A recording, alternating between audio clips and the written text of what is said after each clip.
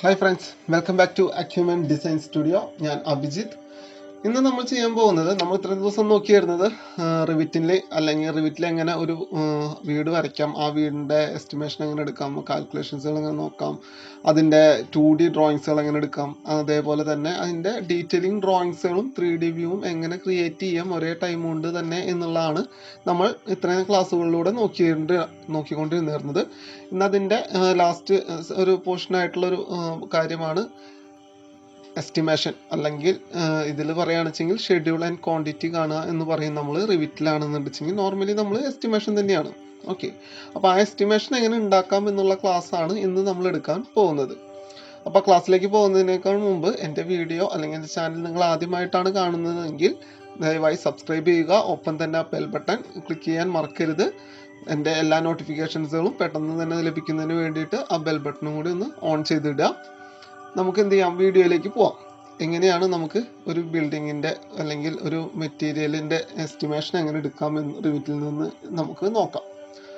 അപ്പോൾ അതിൽ നോക്കാൻ വേണ്ടിയിട്ട് ഇന്ന് നമ്മൾ ഈ വരച്ചിട്ടുള്ളൊരു ഈ ഒരു ഹൗസ് ഇപ്പോൾ നമുക്കിവിടെ കാണാമല്ലേ, ഒരു ഹൗസ് വരച്ച് വെച്ചിട്ടുണ്ട്.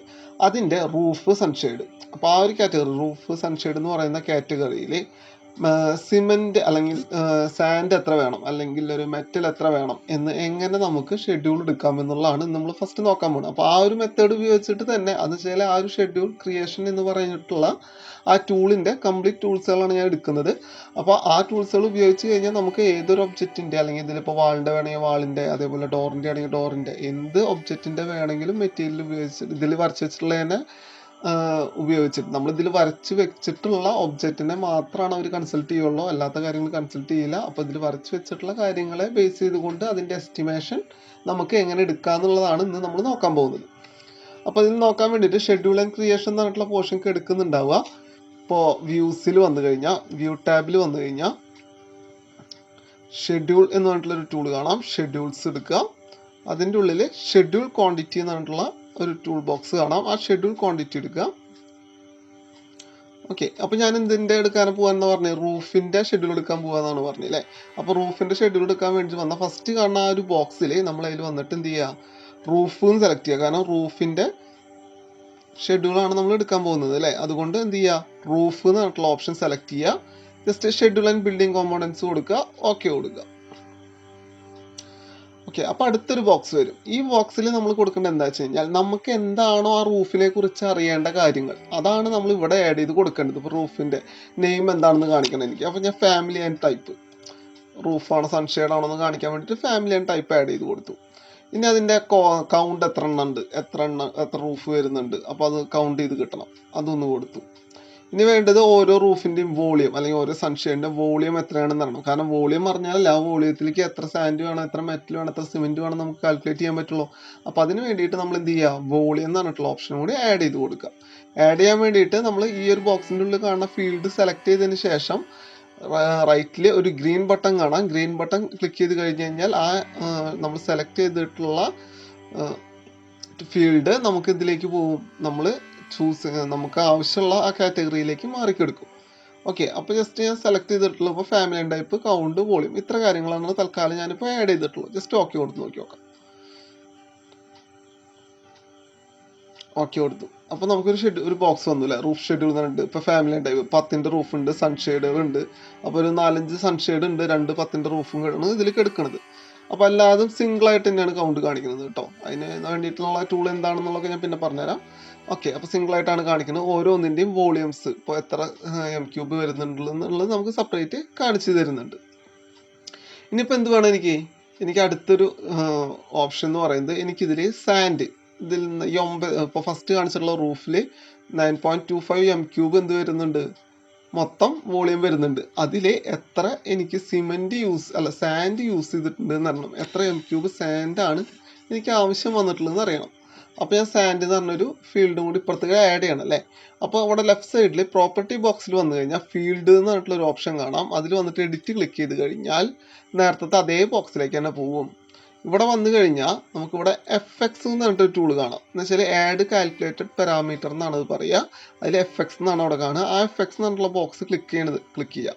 ആ ക്ലിക്ക് ചെയ്യുന്നത് എന്തിനാ വെച്ച് കഴിഞ്ഞാൽ എനിക്ക് ഇതിലില്ലാത്ത ഫീൽഡ്, ഇപ്പോൾ വോളിയം അതിലുണ്ടായ കാരണം കൊണ്ടാണ് ഞാൻ ആഡ് ചെയ്ത് കൊടുത്തത്, അല്ലെങ്കിൽ ഫാമിലി ടൈപ്പ് അതിലുള്ള കാരണം കൊണ്ടാണ് ഞാൻ ആഡ് ചെയ്ത് കൊടുത്തത് അല്ലേ.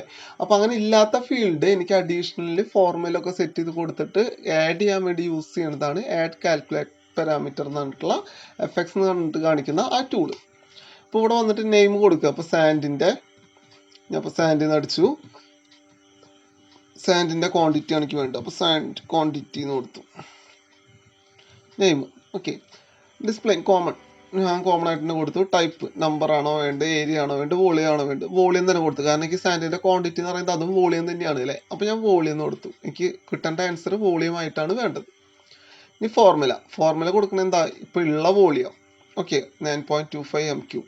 അപ്പോൾ നമ്മൾ മുന്നത്തെ ഒരു വീഡിയോയിൽ, എന്ന് വെച്ചാൽ ഇതിന് മുന്നേ ഞാൻ ചെയ്തിട്ടുള്ള ഒരു വീഡിയോയിൽ ഞാൻ പറഞ്ഞിട്ടുണ്ടായിരുന്നു, ഇപ്പോൾ ഒരു m3 1:2:4 അല്ലെങ്കിൽ 1:1.5:3 അല്ലെങ്കിൽ 1:1:2 ഒക്കെ ആവുമ്പോൾ പല വെച്ചാൽ M20, M25, M50 എന്നൊക്കെയാണ് അതിന് പറയുക. അപ്പോൾ ആ ഒരു റേഷ്യോയിൽ സിമെൻറ്റും സാൻഡും മെറ്റലും ഒക്കെ നമ്മൾ എടുക്കുകയാണെന്നുണ്ട് വെച്ചെങ്കിൽ എത്ര കൊണ്ട് സിമെൻറ്റ് യൂസ് ചെയ്യണം, സാൻഡ് എത്ര യൂസ് ചെയ്യണം ഒരു M3, എത്ര മെറ്റൽ യൂസ് ചെയ്യണം ഒരു M3, ഓരോ ഫോർമാറ്റിലും നമുക്ക് എത്ര കൊണ്ട് സിമെൻറ്റ് വേണം, സാൻഡ് വേണം, മെറ്റൽ വേണം എന്നുള്ളതെല്ലാം ഞാൻ മുന്നേ ഒരു വീഡിയോയിൽ ചെയ്തിട്ടുണ്ട്. കാണാത്തവരുണ്ടെങ്കിൽ ആ വീഡിയോ ഡിസ്ക്രിപ്ഷൻ ബോക്സിലുണ്ട്, അതിൽ ക്ലിക്ക് ചെയ്തിട്ട് പോയി കാണുക. അപ്പോൾ നമുക്ക് കുറച്ചും കൂടി എസ്റ്റിമേഷൻ ചെയ്യാൻ വേണ്ടിയിട്ട് കുറച്ചും കൂടി എളുപ്പമുണ്ടായിരിക്കും. ഓക്കെ, അപ്പോൾ ഞാൻ ജസ്റ്റ് ഇപ്പോൾ ഇവിടെ പറയാം. ഇപ്പോൾ വോളിയം ഒരു M3 എനിക്ക് വേണ്ട ഒരു സാൻഡിൻ്റെ അളവ് എന്ന് പറയുന്നത് 12.5 ക്യൂബിക് ഫീറ്റ് ആണ് ഒരു M3 വാർക്കാൻ വേണ്ടിയിട്ട് എനിക്ക് വേണ്ടി വരിക. എന്ന് വെച്ച് കഴിഞ്ഞാൽ 0.354 M3 ആണ് നമുക്ക് എന്ത് വരിക, സാൻഡ് നമുക്ക് അതിലേക്ക് ആവശ്യം വരിക ഒരു M3 വാർക്കാൻ വേണ്ടിയിട്ട്. അപ്പം നമ്മളിവിടെ M3 ചെയ്യേണ്ടത് അല്ലേ, അപ്പോൾ ഫീറ്റിലല്ല. അപ്പോൾ ഞാൻ എന്ത് ചെയ്യാം, 0.354 ആണ് ഒരു M3 വേണ്ടതെന്ന് എനിക്കറിയാം. അപ്പോൾ അങ്ങനെയാണെങ്കിൽ ഇപ്പോൾ ഇവിടെ കാണിച്ചിട്ടുള്ള ഫസ്റ്റത്തെ റൂഫിൻ്റെ 9.25 M3 അല്ലേ, ഈ 9.25 M3 ഇൻറ്റു ഞാൻ 0.354 എന്ന് കൊടുത്തു കഴിഞ്ഞ് കഴിഞ്ഞാൽ എത്ര M3 വേണമെന്നുള്ളത് നമുക്ക് കിട്ടില്ല, സാൻഡ് മൊത്തം. അപ്പോൾ ആ ഫോർമുല സെറ്റ് ചെയ്യാൻ വേണ്ടിയിട്ട് ഈ ഫോർമുലയുടെ തെറ്റത്തുള്ള ആ 3 ഡോട്ടുള്ള ബട്ടൺ ക്ലിക്ക് ചെയ്യുക. അപ്പോൾ ഇതിലുള്ള ഫീൽഡുകൾ കാണും. ഇപ്പോൾ വോളിയം എന്ന് പറയുന്നത് അതിലുള്ള കാരണം കൊണ്ടാണ് ഞാൻ ആ ഒരു ഫീൽഡ് എടുക്കാൻ കാരണം.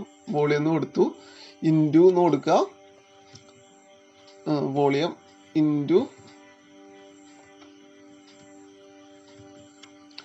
എത്രയാ 0.354 കൊടുക്കുക.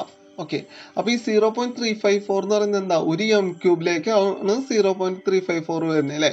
അപ്പോൾ അതുകൊണ്ട് തന്നെ എന്ത് ചെയ്യുക, ഡിവൈഡ് ബൈ 1 എന്നുകൂടി കൊടുത്താലാണ് സിസ്റ്റത്തിന് മനസ്സിലാവുള്ളൂ. എന്ന് വെച്ചാൽ 0.354 എന്ന് പറയുന്നത് ഒരു M3 അപ്പോൾ മൊത്തം വോളിയം 3.25 ആണെങ്കിൽ 3.25 ഇൻറ്റു 0.354/1 എന്ന് കൊടുക്കുക. ഓക്കെ കൊടുക്കുക. അപ്പോൾ കണ്ടോ, സാൻഡ് ക്വാണ്ടിറ്റി എന്നിട്ടൊരു ഫീൽഡ് പുതിയത് ആഡായി. ജസ്റ്റ് ഓക്കെ കൊടുത്തു. അപ്പോൾ കണ്ട നമുക്ക് എത്ര കിട്ടി, സാൻഡ് ക്വാണ്ടിറ്റി. ഇപ്പോൾ 9.25 M3 വോളിയുള്ള ഒരു റൂഫിലേക്ക് എനിക്ക് സാൻഡ് വേണ്ടി വരിക 3.27 M3 സാൻഡ് വേണം. അപ്പോൾ എത്ര കൊണ്ട് സാൻഡ് വേണമെന്ന് കിട്ടി അല്ലേ. ഇതേമാതിരി എനിക്ക് എന്ത് ചെയ്യാം, ഇനി മെറ്റൽ വേണമെങ്കിൽ മെറ്റൽ കാണാം. അപ്പോൾ മെറ്റൽ കാണണമെന്നുണ്ട് വെച്ച് കഴിഞ്ഞാൽ ജസ്റ്റ് ഞാൻ എന്ത് കൊടുത്തു, ഒരു അടുത്തൊരു ഫീൽഡ് ഉണ്ടാക്കി, ജസ്റ്റ് FX തന്നെ എടുത്തു, എന്നിട്ട് അതിൽ മെറ്റൽ ക്വാണ്ടിറ്റി എന്ന് കൊടുത്തു.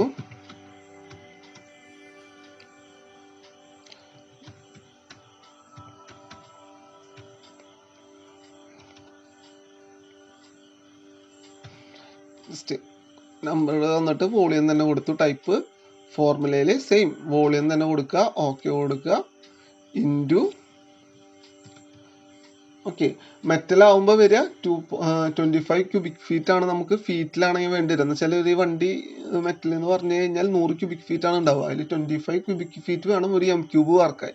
അപ്പോൾ ഈ 25 M3 എന്ന് പറയുന്നത് 0.708 M3 ആണ്. അപ്പോൾ എവിടെ എന്ത് കൊടുക്കുക, 0.708 ഡിവൈഡ് ബൈ 1. ഓക്കെ കൊടുത്തു. Metal quantity. അപ്പോൾ എന്തായിരുന്നു, മെറ്റലിൻ്റെ ക്വാണ്ടിറ്റി എത്ര വേണം നമുക്ക് വന്നു. ഓക്കെ, ഇതേമാതിരി നമുക്ക് ഇൻഡിവിജ്വലായിട്ട് ഓരോന്നും, ഇപ്പോൾ സിമെൻറ്റ് വേണം എത്ര വേണം അങ്ങനെയുള്ള ഓരോ കാര്യങ്ങളും. ഇത് 1:2:4 ഞാൻ കണ്ടത്. ഇതേമാതിരി 1.5:3 അങ്ങനെ കാണാം. എങ്ങനെയാണ് വേണ്ടതെന്ന് വെച്ചെങ്കിൽ നമ്മൾ മുന്നത്തെ ആ വീഡിയോ നോക്കിയിട്ട് അതിൻ്റെ ക്വാണ്ടിറ്റിയും കാര്യങ്ങളൊക്കെ ടൈപ്പ് ചെയ്ത് കൊടുത്തിട്ട് നമുക്ക് ചെയ്യാം. ഇനിയിപ്പോൾ സാൻഡിൻ്റെ ക്വാണ്ടിറ്റിയിലെ റേറ്റിക്ക് ഇവിടെ കൊടുക്കണം എന്ന് വെച്ചാൽ സാൻഡ് ക്വാണ്ടിറ്റി റേറ്റ് ഒരു M3 എത്രയാണ് റേറ്റ് വരുന്നത്. അപ്പോൾ ആ റേറ്റ് കൊടുത്തു കഴിഞ്ഞാലല്ലേ മൊത്തം M3 എത്രയാണെന്ന് ആ റേറ്റ് കൊണ്ട് ഗുണിക്കാൻ പറ്റുള്ളൂ. അപ്പോൾ ആ ഒരു ബോക്സിലേക്ക് സെപ്പറേറ്റ് ഇവിടെ ആഡ് ചെയ്യണം അല്ലേ. അപ്പോൾ ഞാൻ വീണ്ടും എന്ത് വന്നു, ഫീൽഡ് എടുത്തു. ഫീൽഡ് എടുത്തിട്ട് ഞാൻ ഇവിടെ വന്നു കഴിഞ്ഞാൽ സാൻഡ് ക്വാണ്ടിറ്റി മെറ്റൽ ക്വാണ്ടിറ്റി എന്നൊക്കെ കാണാം. അപ്പോൾ ഇതിൽ വന്നിട്ട് ജസ്റ്റ് സാൻഡ് ക്വാണ്ടിറ്റി അല്ല, ഞാൻ സെപ്പറേറ്റ് ഒരു പാരാമീറ്റർ ആണ് എനിക്ക് ആഡ് ചെയ്യുന്നുണ്ട്. അപ്പോൾ ഞാൻ എന്ത് ചെയ്തു, ഇവിടെ FXന്റെ മുകളിൽ ന്യൂ പാരാമീറ്റർ, കാരണം ഒരു ഫോർമുലൊന്നും കൊടുക്കേണ്ട ആവശ്യമില്ല, ജസ്റ്റ് എനിക്ക് ടൈപ്പ് ചെയ്ത് കൊടുക്കുക വേണ്ടോ. അപ്പോൾ അങ്ങനെ വരുമ്പോൾ നമ്മൾ യൂസ് ചെയ്യുന്നതാണ് ന്യൂ പാരാമീറ്റർ എന്നിട്ടുള്ള ഓപ്ഷൻ. ജസ്റ്റ് ന്യൂ പാരാമീറ്റർ എടുക്കുക. ന്യൂ പാരാമീറ്ററിൽ വന്നിട്ട് ഞാനിപ്പോൾ സാൻഡ് കോസ്റ്റ് എന്ന് കൊടുത്തു. ഓക്കെ, ഇൻസ്റ്റൻസ് ആയിട്ട് തന്നെ കൊടുത്തു. ലെങ്ത് ആണോ ടൈപ്പ് പാരാമീറ്റർ, ഓക്കെ നമ്പറായിട്ട് കൊടുത്താലും മതി. ഓക്കെ, നമ്പർ കൊടുത്തു. എന്താ പറയുക, നമ്പറായിട്ടാണ് സംഖ്യ അടിച്ചു കൊടുക്കുന്നത്. സ്റ്റോക്ക് കൊടുത്തു. അപ്പോൾ സാൻഡ് കോസ്റ്റ് എന്നിട്ടൊരു ഫീൽഡും കൂടി ആഡായി. കണ്ട ഇവിടെ ഫ്രീ ആയിട്ടൊരു ടേബിൾ വരും. ഇനിയിപ്പോൾ ഇവിടെ വന്നിട്ട് എന്ത് കൊടുത്തോ, റേറ്റ് അടിച്ചു കൊടുത്തോ. ഇപ്പോൾ ഞാൻ തൽക്കാലം ഇപ്പോൾ ഒരു 500 രൂപ അടിക്കുന്നുണ്ട്. ഒരു M3 500 രൂപയാന്ന് വിചാരിക്കുക. അപ്പോൾ ഞാൻ ജസ്റ്റ് ഒരു 500 കൊടുത്തിട്ടു. എൻ്റർ ചെയ്ത് കൊടുത്തു കഴിഞ്ഞ് കഴിഞ്ഞാൽ ഓക്കെ, എവിടെയൊക്കെയാണ് എല്ലായിടത്തും വേണ്ടേ, എല്ലാ കോളത്തിലും വേണമെങ്കിൽ 500 കൊടുത്തിട്ടോ.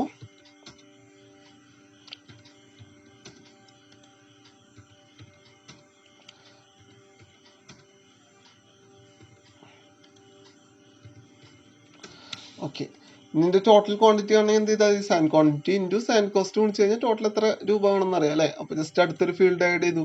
അപ്പോൾ നമ്മൾ ഇൻറ്റു ചെയ്യണ്ട, അപ്പോൾ ഒരു ഫോർമുല ക്രിയേറ്റ് ചെയ്യണം അല്ലേ. അപ്പോൾ നമ്മൾ എന്ത് കൊടുക്കുക, FX എന്ന് കൊടുക്കുക. ഇവിടെ വന്നിട്ട് സാൻഡ് കോസ്റ്റ് കോമൺ നമ്പർ ഒന്ന് എടുക്കുന്നുണ്ട്, കോസ്റ്റ് നമ്പർ തന്നെയാണ്. അപ്പോൾ ഞാൻ എന്ത് ചെയ്തു, ഇനി sand quantity okay into sand cost okay കൊടുത്തു. സാൻഡ് കോസ്റ്റ് എന്തിനാ, ഒരു M3 അല്ലേ, അപ്പോൾ ഡിവൈഡ് ബൈ 1 എന്ന് കൊടുത്തു.